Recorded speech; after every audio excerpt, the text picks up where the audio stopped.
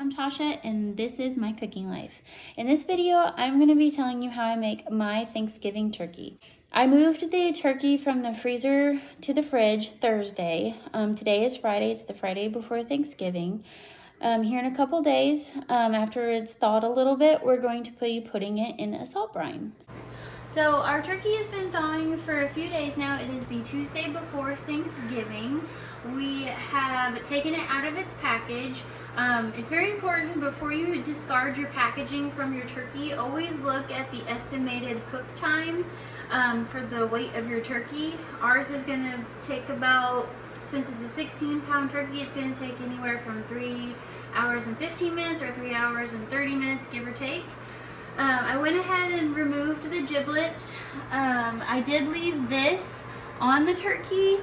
It is really good to leave that on there because you can gently bring it out of the salt brine and lower it into the salt brine with that still attached, but you're going to want to take that off before you cook it, so don't forget.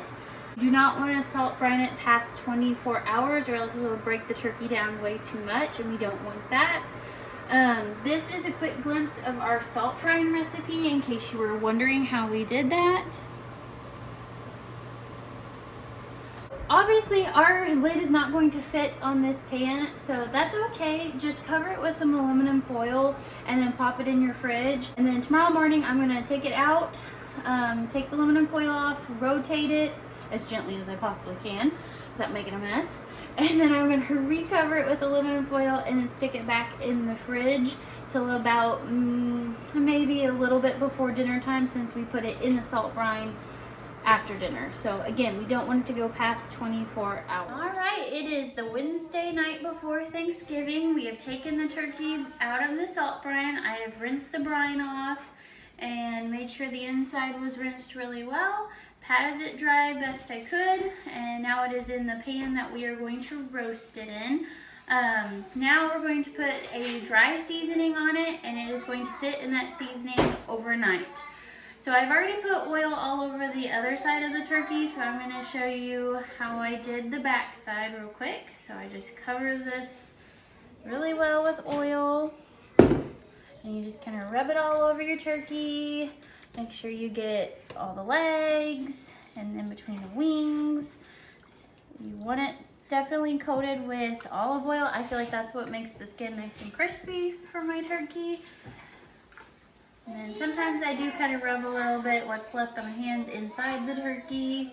You can do it however, just as long as it's on the outside of the turkey. All right, now since both sides are covered with oil, now we're going to start with the seasonings, and we will wash the seasonings off after I've messed with them because, you know, I have raw meat hands. I always like to do kosher salt when I season meat, but if all you have is regular salt, then just use regular salt. But I personally prefer kosher salt when seasoning my meat.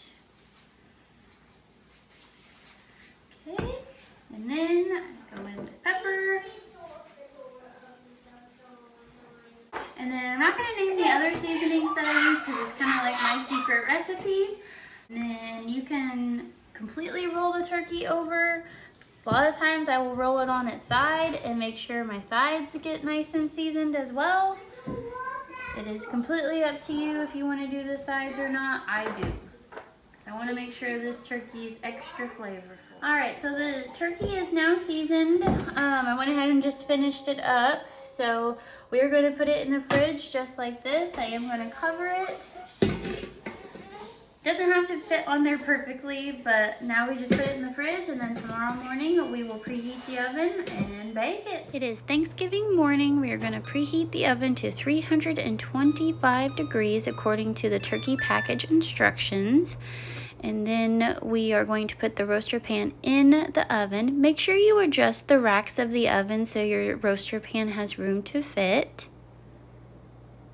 And then you're going to place your turkey inside and then set a timer on your oven or your phone for 3 hours.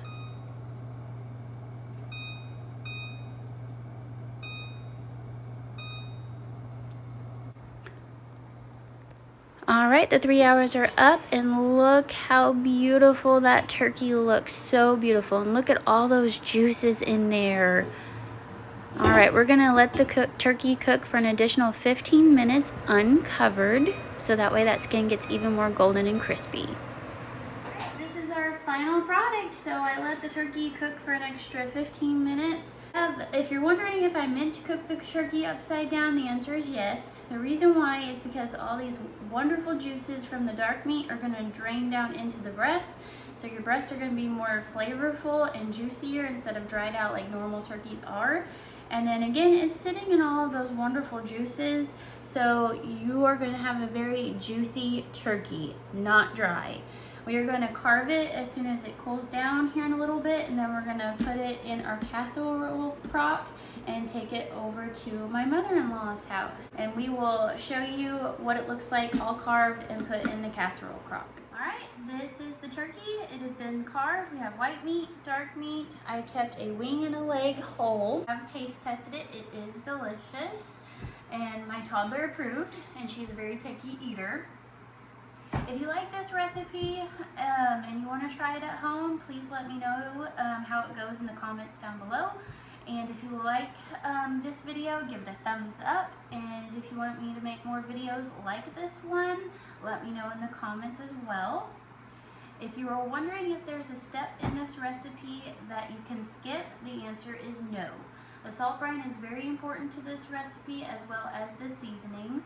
So make it according to the recipe with the seasonings. I know I didn't share all of it, but just kind of, use your imagination and put in there what you think you would like. All right, well, happy Thanksgiving, everyone. Bye.